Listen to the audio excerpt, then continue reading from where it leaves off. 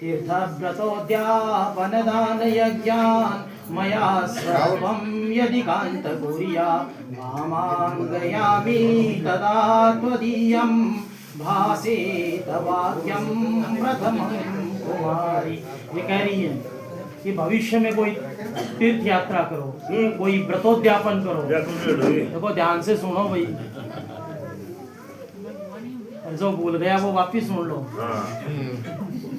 यदि कोई तीर्थ यात्रा करो, कोई व्रतोद्यापन करो, कोई यज्ञ करो, कोई अनुष्ठान करो, कोई हवन करो, कोई पूजन करो, तो जैसे आज मेरे को साथ लेकर के बैठे हो वैसे ही भविष्य में भी साथ लेके बैठोगे।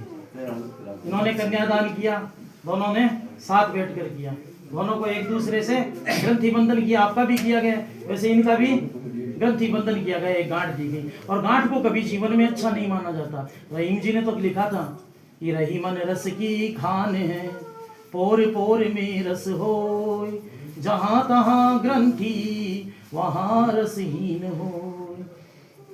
रहीम जी ने कहा रहीमन रस की खान। रस की खान किसको कहते हैं? गन्ने को कहते हैं। रहीमन रस की खान है। गन्ना पूरा रसदार होता है, पूरे में रस होता है, लेकिन उसमें हर 10 सेंटीमीटर पर एक गांठ होती है और गांठ में कभी भी रस नहीं होता। इसलिए दाम्पत्य जीवन में कभी गांठ आनी नहीं चाहिए। दूसरे दोहे में रहीम जी ने फिर लिखा कि रहीमन धागा प्रेम का मत तोड़ो छिटका, टूटे से फिर ना मिले, मिले गांठ पड़ जाए।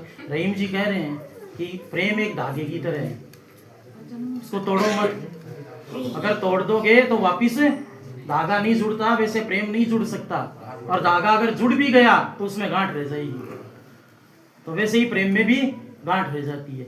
इसलिए दाम्पत्य जीवन में कभी गांठ नहीं आनी चाहिए। केवल एकमात्र ये दाम्पत्य की गांठ है, जो ग्रंथि बंधन की गांठ है, जिसके प्रत्येक धागे में प्रेम और समर्पण होता है। और इसीलिए ये पहले वचन में आपको कह रही है कि भविष्य में कोई तीर्थ यात्रा करो, कोई भी धार्मिक कृत्य करो, कोई भी अनुष्ठान करो, यज्ञ करो, हवन करो, तो जैसे आज मुझे साथ लेके बैठे हो वैसे ही भविष्य में भी साथ लेकर बैठोगे।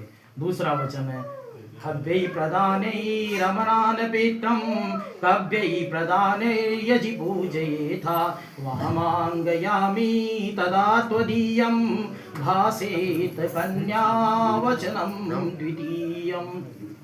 दूसरे वचन में ये कह रही है कि भगवान को प्रसन्न करने के लिए देवताओं का स्मरण करोगे, घर के पित्रादि को प्रसन्न करने के लिए श्राद्ध आदि कर्म करोगे, तो ही मैं तुम्हारे वामांग में आने के लिए तैयार हूँ।